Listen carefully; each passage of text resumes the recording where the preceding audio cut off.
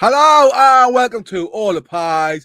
My name's Si, that is Kev, and this is the preview for Newcastle's visit to Griffin Park, which is not called that now, it's called something else, which I refuse to say. Kevin, I think you know what it's called. Tomorrow night against the Bees, Brentford. Let's effing go. God, he scored so many goals. Hello. The G-Tech Community Stadium, Is Simon, it? is the words I believe you are looking for. Did I say preview or review? I can't remember which I said. I don't think it matters anymore, does it? We've got 3 watching our way, Kev. It's fucking huge viewing figures. Hello? Hello, the 3 watching? Yeah, Hello? I can't even see who they are because I don't know why it's not showing up. If anyone's watching, can you go on the live chat, see if it comes up on my little thingy-mabob, so I can show it on the screen like that. But yeah, Oh, well. it's not. Oh, snazzy that, Si. Snazzy that. If it works, If you it got works. YouTube up on your screen. I have, It's a little bit distracting. Anyways, how's your Good Friday? Has it been a good Friday? I'm good. Oh, there's Gaz. Hello, Gaz. Hello, Cardi. I can see the chat here. Can you see it on your StreamYard, Kevin? You go to comments. Ah, right. You'll be able to see it. Oh, lovely that, isn't it? Oh, yes. Oh, there's Rebecca saying, "Oh, you're 3 fans." She's using both our accounts to say hi. Thank you for double supporting. Yes, right. We'll not bore everyone too much because this will be available to rewatch if people aren't watching live.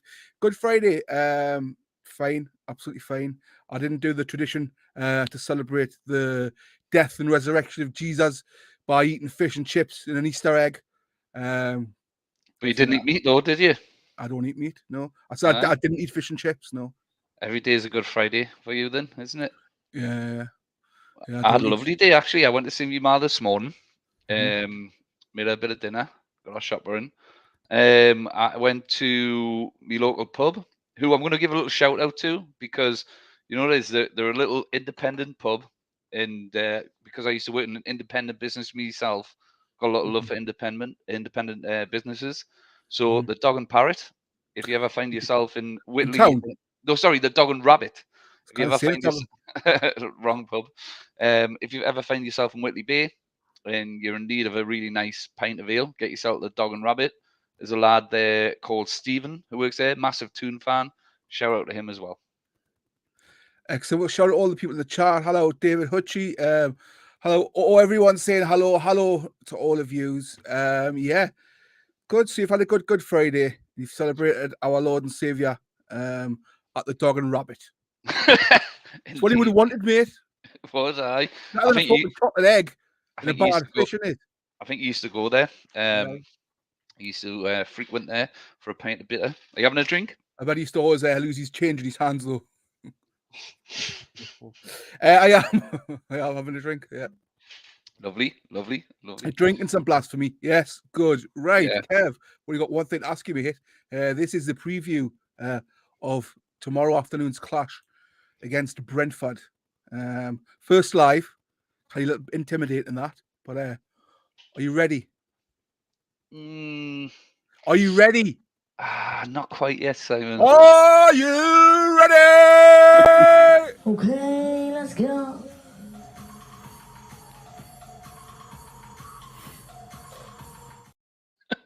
You ready now, aren't you, son? How could I not be? I not be? Good. Right, well, let's get straight into it. Tomorrow night, we are facing a Brentford team who you would say are in a mixed bag of form. I'm going to get the form up on screen in a second. And we are facing them being a Newcastle United team who are, let's be honest, in absolutely wicked form. Yeah, 100%. We're in absolutely wicked form. Do we still go by the 5 games? Or can we not just go by the 4 games? Because I think that tells us a little bit more of a clear picture of exactly what type of form we are in. It's almost like going back in time to November 2022 when Newcastle United were outrageously good and were sweeping teams aside. Yeah. Hey-ho, here we are, sweeping teams aside again. Well, our form, I didn't even bother screenshotting, and everyone knows it's draw, win, win, win, win. Mhm. That is our last 5. And if we look here at Brighton's last 5, they beat Brentford. They beat Fulham at home 3-2. Then they lost to Everton away 1-0. Then they beat Southampton away 2-0. Drew with Leicester 1-1 at home. Drew with Brighton 3-3 away, which is a good result for Brentford at the Amex. And then they lost to Man U just a couple of nights ago, 1-0. Now, I tasked you with watching the Man U Brentford game because I thought, well, I'll give him that one. I'll rewatch 3-3. Yeah. It was a Thanks bloody for that. belter. It was really Thanks good. for that. You're welcome. You're welcome, mate.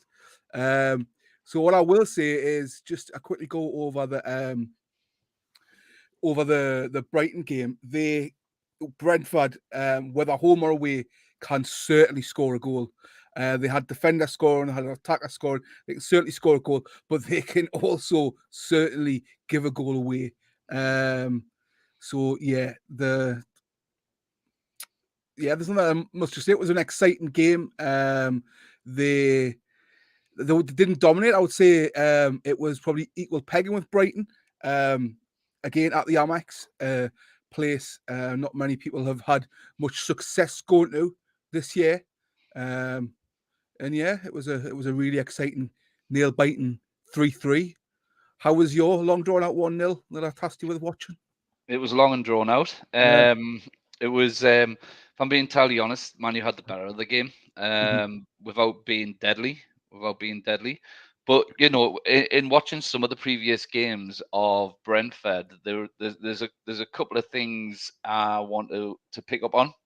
So yeah, especially in the game that you watched, Simon, they seem to struggle to keep a hold of a lead. Is something that seems to be a bit of a reoccurring theme for Yeah. Brentford. 3 times in that game you watched, they took the lead, and 3 times they lost the lead. You can go further back on that.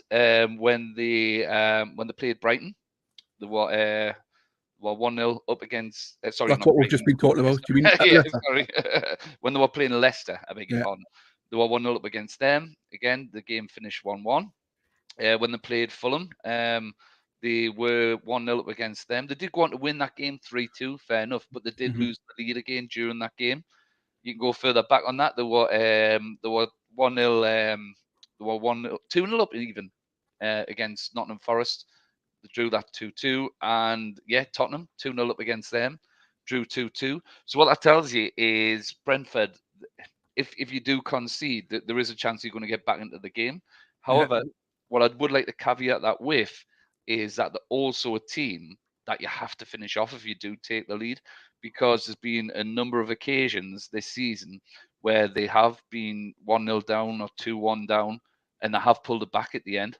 So if you do get a lead on them, it's probably in your best interest to try and double that lead up, because there is a high chance with some of the players have got as well that they are going to get on the score sheet. And if it's ourselves, I would like us to be sort of a little bit away in the distance by the time that comes.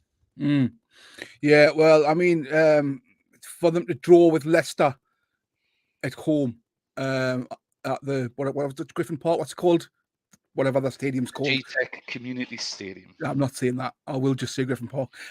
For them to draw with Leicester only a few weeks ago puts me in really good faith that we will have no problem at that end of the pitch against their defence. And let's just show our form against Brentford. Oh, yeah, I get this. So as you can see, these are all since Eddie Howe took over. 3-3 against Brentford, St James's Park. That was actually Eddie Howe's first game in charge, if you remember.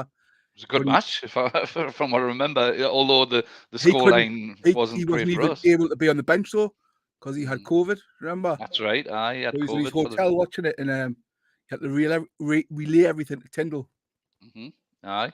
And that was a Newcastle team that was not on form, and Brentford were still on form then. So yeah, that was 3-3. Then we played them away in which they lost 2-0 to Haway. And Joe then Linton and Willock, was it, if I remember I rightly? can't remember the scorers. I'm sure it was Joe Linton and Willock.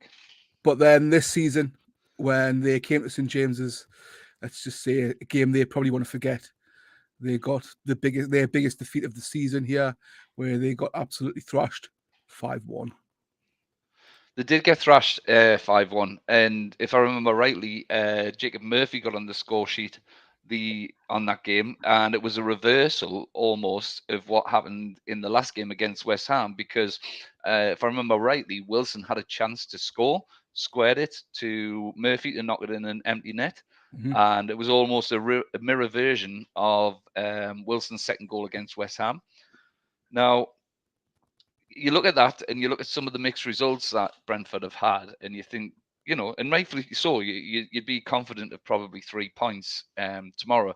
But then again, you've got to remember they've got some pretty big scalps under them this season. Brentford, they like to turn up against the big teams. They had a 3-1 win against Liverpool, albeit Liverpool aren't the same beast this season as they have been in the past couple. They beat where are we? They beat Man U 4-0, and probably the big standout one for me was the game against Man City just before the World Cup break, where they beat them 2-1, and that was a Man City team that was looking really good as well. Then they were good for the 2-1 win, so we can't be complacent at all. We need to sort of turn up for this game, as we probably will, and give it all the effort that it deserves. What do you think about the fact that we're staying down there? Do you think that might have an added benefit? I feel like it will. I feel like that we've just stayed down in the smoke, on a buzz, on a high. I think that might benefit us. I can't see how it won't benefit with. I mean, look, to start off with, they're all professional footballers. Whether they stay in London, whether they stay in maybe it's next season Madrid, no matter where they stay, it shouldn't really make a difference. But I think it was more a case of the fact that we've got so many games in such a short period of time. If you add the travel into that as well, it can only sort of either disrupt things or take away from time that Eddie Howe has with the players to really focus on the game. So I think it was a sensible decision. I'm not sure how much intensive training they've probably done since the other night. I would imagine. I don't imagine will be much. We'll get on our team more thoroughly.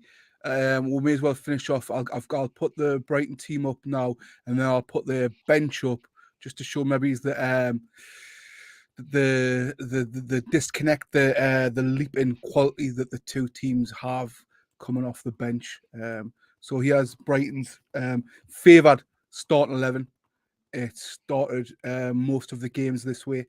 Few midfield changes, but pretty much this is the way it's been going. And obviously, we know Ivan Toney. We know all about him as Newcastle fans.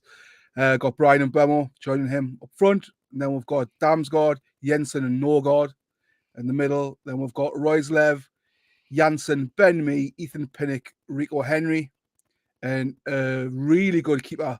Keeper I've enjoyed watching this year is David Raya. Yeah, and it's a very Scandinavian looking side, and there's a few names that jump off the page there when you look at that. Like you mentioned the goalkeeper, David Raya, really, really good goalkeeper. Ben Mee I'm sure he was knocking on the door of the England team towards the end of last season. He wasn't a million miles away. Probably hasn't shone as much as he did this season. But I want to talk about Janssen. Janssen is not Penton Janssen. There is Janssen or Jensen? Jensen. Matthias. Got him in my FPL team at the moment. I'm going to have to probably take him out. I think I've got him, Pinnock, and Tony. Matthias Jensen, very good player. He's got a really good cross. He's got a really, really good cross. He's got a really dangerous ball. Doesn't mind taking a player on, and he will put a decent cross into the box. He's definitely somebody you've got to keep an eye on. Building up in Buemo. I really like him. I really rate him. I really rate him as a player. Reminds us a little bit of the powerhouse from Wolves. without the baby oil.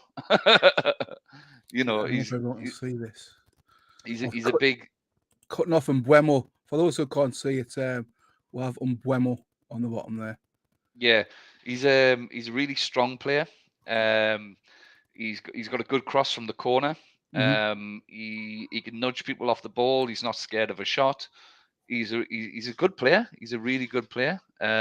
He's stocky, so he might give a little bit of a. It'll be an interesting battle between him and what I'm supposing to be Dan Burn. So I'm interested to see how that goes on, because he does like to sort of tuck on that right hand side a little bit and cut inside. Do I think he has enough to trouble the centre backs? Probably not, but definitely want to keep an eye on.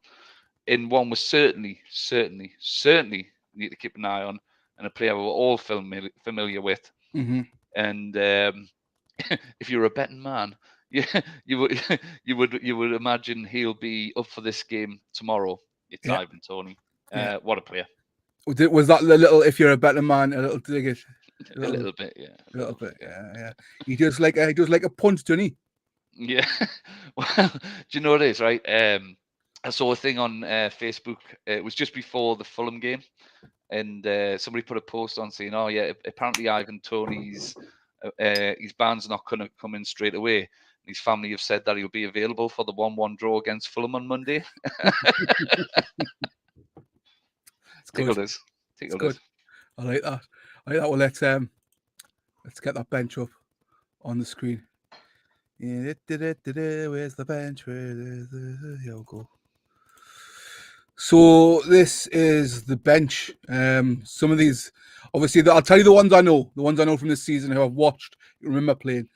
De Silva, he's been played. Wissa has also been played, and Aaron Hickey, the Scottish defender. Now the rest, I couldn't tell you who. Kevin Shader, Shandon Baptiste, Saman Godos, Zonka, or Zanka, as I say, Zanka or Zonka, or it's Zanka. We better if it was Zonka, which would be a cool name to say. Come on, Zonka. Sounds like an MC name, doesn't it? MC Zonka. And Finlay Stevens, who sounds Irish, but he's Welsh. Well, so I mean, the difference in the two benches is night and day, really, isn't it?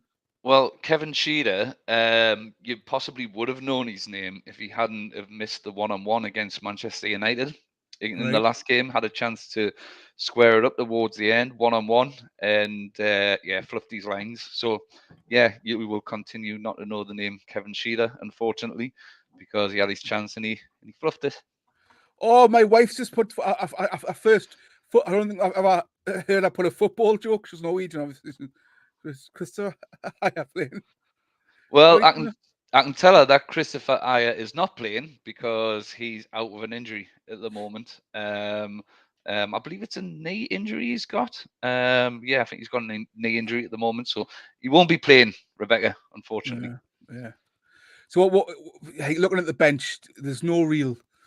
Can you think of any real powerhouses? Any real huge talents that will come off the bench to be game changers if Newcastle are absolutely rampant like we were on Wednesday? Not out of that group, unfortunately. And I don't want to be disrespectful towards any, fans of Brentford, because look, at the end of the day, Brentford are having a really, really good season. Yeah, but they are struggling a bit in depth, if we're being entirely honest. I'm sure they know the players a lot better than me and you do, Simon. They could probably pick up on something and say, well, actually, Kevin Shearer is the next Alan Shearer. Yeah, but go, yeah, man, don't fucking underestimate Zanka. You'll absolutely fucking rip through. Zanka is a banker. Yeah. I said banker. Where does he play? Where does Zanka play? Oh, he's a defender. Oh, well, yeah, get him on.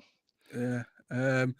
So, we're trying to research the team news, but obviously Eddie Howe's press hour was done straight after the West Ham game. Same, can't find any for Brentford. I will tell you what Eddie Howe did say straight after the West Ham game, not long after the West Ham press conference.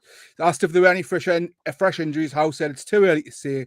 I think there probably will be a physical cost in the game, whether there's any injuries or not. Sometimes they take a day or two to surface. We've got a few aches and pains. I don't know how serious. I've seen nothing on social media to indicate anything that's been leaked about any problems. I mean, we'll get on to our team next, and then we'll work our way through the predicted lineup, and we'll talk about that. But just finishing on Brentford, I would say, barring any injuries, Brentford will stick with that same team they played, unless there's a one or two, like I say, the Visa or the other one, I can't remember his name now, could maybe he's coming at midfield to freshen it up a bit, because they both have had a lot of game time. You can maybe switch it out, but there's no huge tactical changes looking at that bench that could really be made.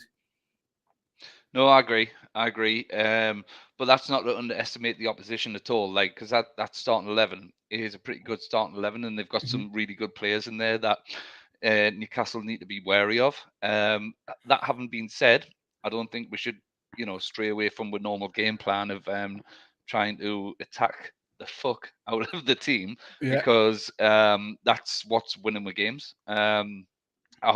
We talked about it on the last video. There was a stage when we went 2-0 ahead, and we took our foot off the gas a little bit, and invited pressure on. And if I'm being honest, we didn't deal too well with that. I think, for us, attack is the best form of defense. And even if you get 1 or 2 ahead, if you keep that pressure on, that high press on, and you bring the back line up a little bit, that seems to be the best way we deal with games. It's always a different ask to do that away from home, but all in all, I think we should stick with that sort of game plan. Yeah. Well, let's have a little bit of a little intermission where I can bring something up, a bit light-hearted before we move on with Newcastle team. I've seen this has been doing the rounds on Twitter. I checked whether it was real or whether it was just a troll account, but no, it's real. I've got it labelled on me little pull-up list as Salty Manx. So I'll just put this on. I think I know what you're putting up. It says, a Newcastle fan should not be refereeing United games right now. Can't believe this actually needs saying. Wow. Didn't a Man U fan referee the final? Don't Man U, isn't it's like 70% of referees Man U fans? Like they really got their knickers in a twist about this, which I think is great. They're rattled, obviously rattled in this top 4 race by Newcastle, which they really shouldn't be, because we've both got a game in hand on Spurs, and Spurs just look absolutely dink. Yeah, I mean, pick your enemies.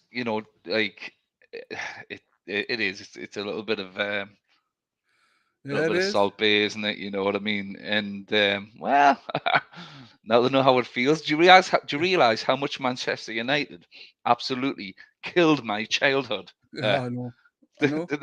Like I didn't know who the referee was. All I knew was that Man U were causing me to go to sleep in tears. Yeah. Right? Well, the fact that the only thing I could celebrate as a child was a 5-0 win over them at home. Oh, that was all I had. I mean, it was beautiful. It was beautiful. It was. We even released a fucking VHS special of the match called Haway 5-0. I didn't even get the reference then, because Haway 5-0, I'd never heard of it, because I wasn't born then. But yeah, that was how much Man U were destroying young Newcastle fans' hearts and dreams. The memorable moment from that. Well, I had the DVD. I was posher than you, Si. Yeah, weren't you? Aye. You lived in your own house. We lived councillors. Had a VHS. Albert! That's the one. And I know the commentator. One of the great moments of commentary. Newcastle would have been happy for one, but here they are looking for number 5 with Philippe Albert, and then the little chip over the top, and then Andy Gray. Well, if that were the cake, there's a cherry on the top. Yeah. Beautiful, Brilliant. Beautiful night. But let's we'll leave it there, because let's not have Man U fans saying that we're trying to create this rivalry, because it's getting boring and saying that. We'll move on to inform, beautiful, reminiscent of those days team. It's starting to be reminiscent of those days. Newcastle United. As we say, we don't need to put on our form on screen. We all know it. We drew 1 and then we won the last 4 on the bounce. So we go into tomorrow afternoon's game absolutely buoyant, on a high. Eddie Howe, but barring any injuries, has got difficult choices because all the players he can play in certain positions are class, or at least performing class at the minute. What a conundrum to be in. I can't say anything more about this current team that wasn't said the other night. Obviously, Dan Burn, people on Twitter have been like saying, "Oh, Newcastle fans, this is what own fan base. We're winning, and you still criticise." No, it's just people analysing the game, saying if we're looking for the flaw in the game, the one flaw was that Bowen had Burn the whole game. That was and I'm it's not glad having you a said. go at fucking Dan Burn. He's done an absolutely amazing job being Yeah, of played out of course. his natural position all season long. So no one's having a go at him. We're just saying if that is the one position, there is the one area where we didn't flourish in, it was there. Yeah, and I'm so glad you've called that out, though, Si, because we're still allowed to talk about football. We're still allowed to, give our opinions on certain parts of the game. And you're right, like you rightly say, it's not. We're not turning around saying Dan Burns shit, Dan Burns shit. It's not that at all. No, is it? But you're allowed to analyze the game. You're allowed to say, well, actually, that could have been improved, or that was. That doesn't mean to say that you're not completely in love with the club or anything like that, or you're really happy with the result. That's that. It's like analyzing anything. So I'm glad you've called that out, because I've seen some people burned on social media for saying things that, and it's been completely taken out of context. Yeah. If you feel something about the sport or the game you're watching or anything, you're allowed your opinion. And if you've got your opinion, say it. Of course, what you've got to remember is social media is like it's like a forum where any old sausage can speak. Well, they've got, like, it's not like the olden days. The world's changed. It's not, the world's probably not changing. It's just that knackers are given a platform, and that's just the way of the world now. Any old 2-bit crank can voice an opinion and have it seen by people. In the old days, they would have just been like laughed out of the pub or left to sit by themselves, screaming into that frigging Baileys. You know what I mean? Nowadays, you have to be accepted and listened to. Well, fuck it, bring the old days back. Bring back bullying. Bring back shunning idiots. Either that, or they'd be forced back home and have to make videos in the house by themselves. Exactly. Yeah. So yeah, starting lineup. What is it going to be? It could be frigging anything. At this point, if I'm going to go mine, I'm going to say, I don't know. I don't know. I think obviously the back five cemented. People are saying targeting for Burn. I don't think he will. Eddie Howe said in his press conference that if there's one position he doesn't like to alter with or mess around with too much, it is defense. And he says once he's got a defense where he likes him, he doesn't tend to alter. So, pardon me, too much fizzy pop. I think he'll stick with that same back five, 100%. The only decisions that need to be made is Willock, Gordon, Joe Linton, Maxi, Wilson, or Isaac. Like, who's going to start? I'm going to go. God, I'm going to say starts Isaac. Just to switch it up, because the Brentford team might expect Wilson to score after bagging a brace. And I think he's going to stick with Joe Linton and bring Willock off again, because Willock obviously has played a lot this year. That's what I'm going to go with. I'm probably wrong, but that's what I'm going to go with. Well, I agree with you on the back four, 100%. Five. And Back five. Yeah, back five, yeah, Pope included. I do think Dan Burn did have a really difficult game against West Ham, but at the end of the day, he was up against Jared Bowen. Most left backs are going to have a difficult game against Jared Bowen. He's a player that I've seen a few links with us and him starting to surface. Yeah, and rightfully so. He's a good player. He's one of their standout players. And look, at the end of the day, he did his job. We won 5-1. We won 5-1. Was it difficult for him? Yeah, it was difficult for him. That's fine. But I fully expect him to be playing against Brentford. And when I look at their right-hand side, look, there's no easy games at the Premier League. We've said this before, but yeah, I don't think you'll be run about the same way you got run about by Jared Bowen. No. When we look at the rest of the team, for a while, we were coming on these videos and we're saying, I don't think there's going to be any change. I don't think there's going to be any change.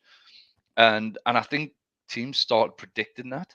He's changed it up anyhow, hasn't he? And that's due to the form of players as well. Everybody's in form. Everybody's on form. Who I would pick, who do I think he's going to pick? Are probably, well, I know who I would pick. I would go for Joe Linton. He scored a brace in the last game.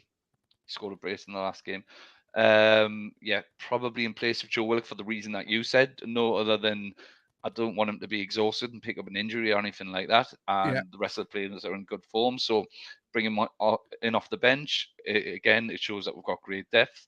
Joe Linton also had a three match rest. Exactly. And he scored a brace. It's as simple as that. You know what I mean? How can you drop somebody who's just scored 2 goals? Well, what about Callum Wilson then? Which brings us nicely on to Callum Wilson. And this, I'm having a dilemma in myself, and I'm just a fan watching, so God knows. Because if I'm being honest, I think I know Eddie Howe said that it was just a like-for-like swap. It wasn't to do with having a rest or anything like that. But I think it probably did have something to do with that. And Callum Wilson's goal-scoring record against West Ham fell nicely into that narrative as well. You know, so and it worked. Now he's got a big conundrum. Now he's got a big decision to make because he scored a brace, Callum Wilson, and he looked pretty sharp in the box. Isak came off the bench, scored a goal. What a headache to have. If it was me, Isaac. Yeah. Isaac. What do I think Eddie Howe's going to go for? I haven't got a clue. I haven't got a clue. Yeah, it's a good position to be in. It is a very good position to be in, not having to go, oh, well, I guess Chris Wood's going to have to start then. You know what I mean? And that was still this season when we're performing well. We had that decision to make where, oh, well, Chris Wood's going to have to start. You know, when Wilson and Isak were both injured at the same time, we were having to start Chris Wood as well, lone striker, and we're still getting plenty of 3 points. So to be in the position we're in now, we're going to move on with the score predictions. Well, just before you do, actually, Cardi's put a little thing in there. He says, I agree on the same as side. Did you not read it? I had it on the screen. No, I've got my glasses on. But I've got a feeling Murphy might get a rest and Gordon to start instead. What's your thoughts on that one, Si? Could do. He could well do. Who knows? Gordon's only had one or 2 starts. He is more the right. Yeah, I think he's more the left. I think he's better suited on the left-hand side, to be honest with you. And that's why I don't think he will start. He was bought for his versatility because he can play either. Well, he can't just play either. He can also play in behind the striker as well, can't he? He can play in a number of positions. He can. He definitely can. But I'd like to see Gordon get a start, but I just think it would be the right-hand side. He's going to drop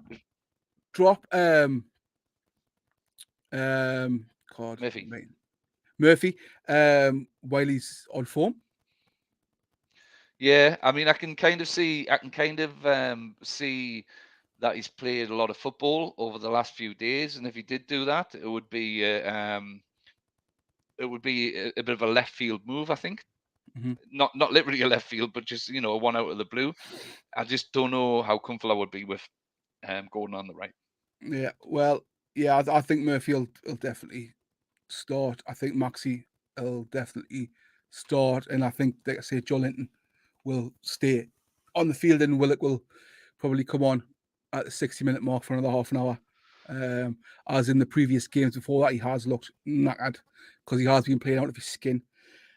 So what we're on now, 34 minutes. Yeah, we'll wrap it up. We'll move on to the predictions.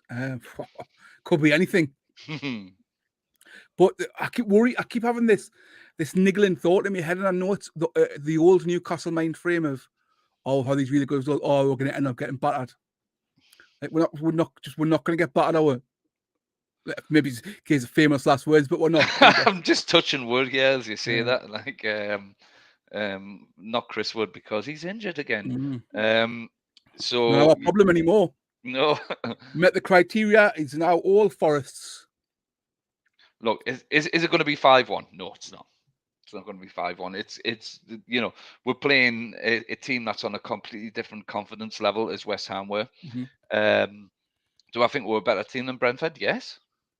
Is the fact that we're playing away from home going to come into it? A little bit. But all in all, I'm fully expecting 3 points, if I'm being entirely honest. And I know if by any chance any Brentford fan comes along this, it does sound a bit cocky or anything that it is a little bit cocky, but it's purely based on the form that we're on. We've just beat Man U 2-0. We've just beat West Ham 5-1, and I'm fully expecting a 2-0 victory. And your scorers? I'm going to go for Joe Linton. And I'm going whoever the striker is. Nah, you've got to pick it. You're making us pick me striker then, aren't you? Isaac.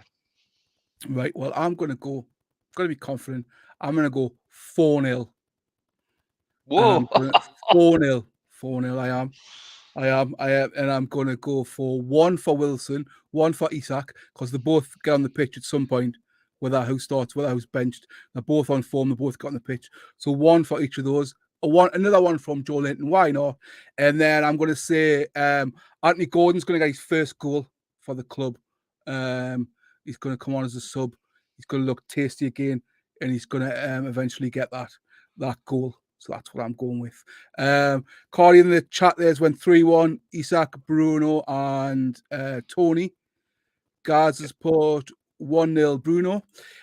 Guys who aren't watching this live, and even the ones who are watching it live, can you go back to the video once it's finished and go in the actual comment section and write these again? Because it still helps with the algorithm. That would be tremendous. But yeah, that is our preview of tomorrow afternoon's game against Brentford. We will be back probably Sunday. Yeah, it's Sunday. Easter Sunday, isn't it? Yeah.